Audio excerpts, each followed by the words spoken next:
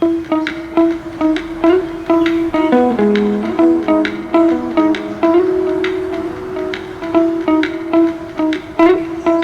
पूर्णिमा एक ऐसा शुभ दिन जिस दिन स्नान, दान और पूजा का विशेष महत्व होता है। लेकिन क्या आप जानते हैं कि इस दिन किए गए कर्मों का फल कई गुना बढ़ जाता है? नमस्कार, मेरा नाम है काजल और आप देख रहे हैं सन्मान। आज हम इन्हीं रहस्यों को जानेंगे पंडित विश्वजीत फड़के जी से। चलिए शुरू करते हैं। पंडित जी, आपका बहुत बहुत स्वागत है। मेरा पहला प्रश्न ये है कि माघी पूर्णिमा का धार्मिक और ज्योतिषीय महत्व क्या है? ये माघी पूर्णिमा जो है अपने यहाँ क्या है, ज्योतिष शास्त्र के अनुसार दो प्रकार के मास कहे गए हैं। एक चांद्रायन से चलने वाला मास है और एक सूर्य राशि के भ्रमण के से चलने वाला मास रहता है। ये माघ मास में सौर ऊर्जा में या सौर संक्रमण जो होता है उसका विशेष महत्व कहा गया है। अभी हम ज्योतिषीय इससे देखें या भारतीय हिंदू इससे देखें तो क्या होता है, क्षण मास में दो मास कहे गए हैं उत्तम मास, माने फाल्गुन से लेके श्रावण तक श्रावण उत्तम कहा गया है। श्रावण के आगे भाद्रपद से आगे क्षण मास में माघ उत्तम कहा गया है। ये सौर संक्रमण का ये माघ था। इसमें सौर संक्रमण के काल में माघ पूर्णिमा जो होती है वो चंद्र और सौर का संक्रमण ज्यादा होता है, इसलिए उसको विशेष महत्व कहा गया है। और इसके कारण अभी देखेंगे तो इस महीने के बाद जो अपने जो ये है 6 ऋतु जो है ऋतु संक्रमण भी होता है। तो इस ऋतु संक्रमण में यहाँ जो ऊर्जा मिलती है, जो गंगा जो बहती गंगा में जो पानी में उस जो ऊर्जा रहती है, क्योंकि एक देखिए गंगा जी का पानी जो है वो संथ गति से नहीं चलता है, वो बहुत गति से जाता है। उस गति में जो हम लोगों को इस संक्रमण में जो भी एनर्जी मिलनी चाहिए इस संक्रमण की, माने मास संक्रमण और ये भी ऋतु संक्रमण, इनकी जो ऊर्जा मिलनी चाहिए वो ऊर्जा उस पानी में हमें मिलती है। इसलिए गंगा स्नान का और इस मास का ज्यादा महत्व है ऋतु और इस संक्रमण की वजह से। ये सब सौर मास में आते हैं, तो इसका ज्योतिषीय और धार्मिक ये महत्व है। पूर्णिमा पर कोई खास व्रत या पूजन विधि होती है? यदि कोई व्यक्ति इस दिन व्रत रखना चाहता है तो उसे किन बातों का विशेष ध्यान रखना चाहिए? देखिए, पूर्णिमा में तो बहुत सारे व्रत रखे जा सकते हैं, पर विशेष करके त्रिपुर सुंदरी का व्रत करें या शंकर भगवान का व्रत। अब त्रिपुर सुंदरी का व्रत क्यों करें? जिसको धन की आवश्यकता है ना, उसको बहुत सारा धन मिलेगा। इसमें इस माघ मास की पूर्णिमा में कोई भी नदी के तट पर जाइए, शाम या सुबह के संक्रमण के समय, वो भी संक्रमण चाहिए, संध्या काल माने सूरज उगते समय, उसको संध्या काल कहा जाता है। दोपहर उगा हुआ सूर्य और ढलता हुआ सूर्य का संक्रमण होता है दोपहर में, और रात में रात होती है और सायंकाल होती है, उसको इन 3 संध्या काल कहे गए हैं। ये तो संध्या काल में आप जाए और त्रिपुर सुंदरी की उपासना करें, आपको बहुत लाभ होगा। इसके लिए उपासना पद्धति जो है वो बहुत सारी पद्धतियां हैं। आप शिव जी की भी उपासना कर सकते हैं। शिव जी की उपासना आप प्रातः में कर सकते हैं या शाम में कर सकती है, रात होने के बाद भी कर सकते हैं। उस हर एक उपासना का ऊर्जा का स्तर जो है वो अलग अलग रहता है। तो मैं ये कहूंगा, अपनी इच्छा शक्तियों को पूर्ण करने के लिए भगवान शिव जी की उपासना कीजिए, धन प्राप्त करने के लिए माँ त्रिपुर सुंदरी की उपासना कीजिए। या ऐसी 2 प्रकार की उपासनाएं हो सकती है। और पूजन विधि क्या है? पूजन विधि ये देखिए, मानस पूजा भी हो सकती है। हम लोग नदी के तट पे जा करके वहां माँ भगवती की मूर्ति तो नहीं रख सकते, शिव जी का शिवलिंग तो जरूर रख सकते हैं। तो वहां आप जाकर के मानस पूजा, मन से भगवान को पुकारिए, मन से भगवान की पूजा कीजिए। वो मानस पूजा बोल के एक हमारे धर्म में है ही, पूजा पद्धति ही है मानस पूजा बोलते हैं। तो मानस पूजा की पद्धति से उनकी पूजन करिए, जाप कीजिए, घर पे आइए। सीधा साधा उपाय है और ज्यादा आपको अलग अलग पूजा पद्धतियों में फंसने की भी जरूरत नहीं है। तो सीधी पद्धति से हम वो लोग पूजा कर सकते हैं, पाठ भी कर सकते हैं, उसका लाभ भी ले सकते हैं। तो क्या होता है, हम ज्यादा खर्चा ये वो नहीं, पर मन से कीजिए, जो भी है वो उसका महत्व है। हम लोग क्या श्रृंगार करते हैं, कैसे श्रृंगार करते हैं उस पे मत जाइए, हम कितने मन से वो जाप करते हैं उस पे जाना चाहिए, और वो मन से कीजिए, आपको निश्चित फायदा मिलेगा ही मिलेगा। माघी पूर्णिमा के दिन किए गए दान पुण्य का कोई विशेष महत्व होता है, कोई विशेष फल मिलता है, तो किन चीजों का दान करना चाहिए?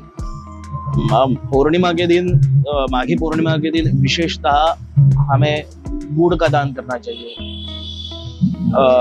और जो अपने गेहूं रहते हैं, गेहूं का दान कीजिए। जिनको ग्रहों की बाधा है वो तिल दान भी कर सकते हैं, तेल का दान भी कर सकते हैं। देखिए, मैं फिर भी ये कहूंगा, इट्स डिपेंड्स, आप क्या चाहते हैं। सर्वसाधारण पद्धति से आप गुड़ का दान कीजिए, और ये जो नारियल रहता है सूखा नारियल और गुड़ का दान कीजिए, वो सर्व समावेशक रहता है।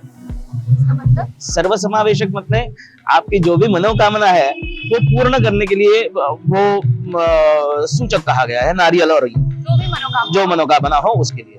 बट आपका अलग अलग विषय रहेंगे, धन प्राप्ति रहेगी, पुत्र संतान की ठीक रहेगी, अब विद्याभ्यास के लिए रहेगा, और किसी के लिए रहेगा, वो उसका अलग अलग दान कहा गया है। और माघी पूर्णिमा के दिन करने के बाद, जैसे कहा जाता है श्रावण मास में भगवान शिव जी की उपासना करने के बाद शिव जी बहुत प्रसन्न होते हैं, वैसे ही माघ मास में किसी भी देवता को आप कोई भी दान दीजिए, वो आपको पुण्य देगा ही देगा, और विशेष करके पूर्णिमा के दिन उसका ज्यादा महत्व है और ज्यादा पुण्य मिलता है। पंडित जी, इस दिन गंगा माँ का ही महत्व है, कोई विशेष भगवान नहीं जिनकी पूजा की जाती हो इस दिन? जैसे मैंने पहले बोला ना कि आप भगवान शंकर की और त्रिपुरा सुंदरी जी की पूजा कीजिए, विशेष रूप से पूजा कीजिए उनकी, और उसका भी विशेष फायदा है।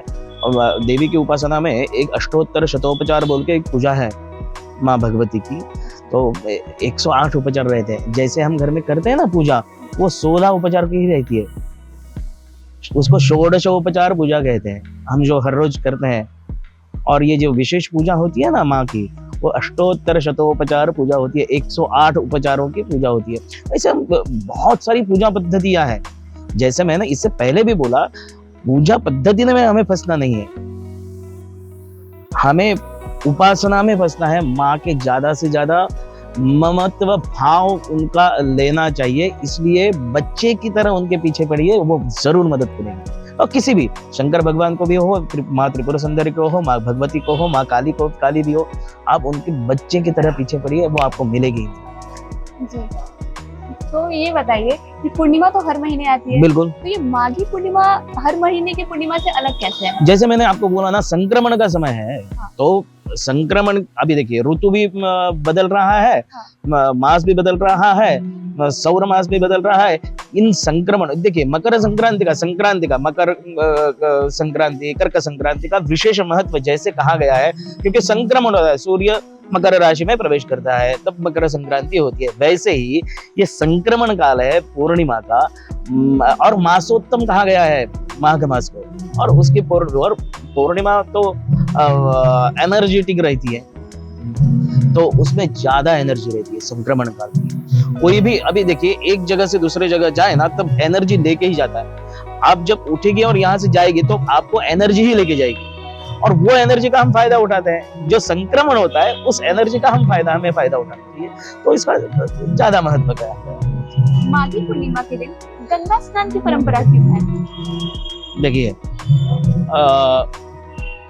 काशी विश्वनाथ और प्रयागराज हो, यहाँ पे माँ गंगा जी का स्नान करने से विशेष महत्व कहा गया है, क्योंकि ये पुण्य क्षेत्र है, और जो हिमालय से आने वाला जो पानी है, सर्दियों में भी माँ गंगा बहती है, वहां पे बर्फ भी जमती है और यहाँ पे पानी भी बहता है, आप देख सकते हैं। उस पानी में माघ मास में विशेष प्रकार की एनर्जी आती है। और मैं आपको ये बोलना चाहूंगा कि इन स्थानों पर ही क्यों, क्योंकि यहाँ पे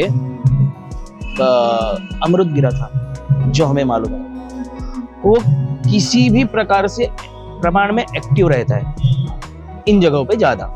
हाँ, अब पानी के साथ उसका करंट फ्लो हो ही जाएगा, आप वैसे कहीं पे भी गंगा जी का स्नान कर सकते हैं, पर माघ मास में ये जो अपने अमृत का एक्टिवनेस जो रहता है वो थोड़ा ज्यादा रहता है। और इस काल में अभी ये देखिए कि अभी महाकुंभ भी हो रहा है, तो इसमें ज्यादा एक्टिव होता है।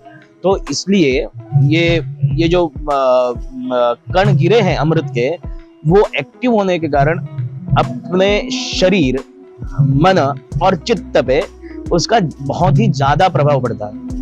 तो इसके लिए गंगा जी में माघ मास में स्नान करना ही चाहिए, वो किंचित एक्टिव रहता है। और उसका विशेष फल है कि अभी जो महाकुंभ चल रहा है उसमें आप स्नान करेंगी और शरीर, मन और चित्त आपका एक्टिव रहेगा, आपके ऊपर उसका प्रभाव रहेगा। स्नान मात्र से ही प्रभाव होता है। जैसे भगवान का स्मरण करने से हम पापों से मुक्त होते हैं, वैसे गंगा जी में पैर रखने से ही हम पापों से मुक्त। पाप मुक्त होना माने क्या? हमारे मन की मलिनता जाए, ये पाप है। मलिनता माने पाप है, मन में आने वाले बुरे विचार माने पाप है, तो वो चले जाते हैं, शरीर स्वास्थ्य बनता है। तो इसका विशेष महत्व कहा गया। तो क्या पुराने पाप भी कट जाएंगे गंगा में स्नान करने से? बिल्कुल, आपके मन में कितनी कटुता है उसके ऊपर डिपेंड रहेगा।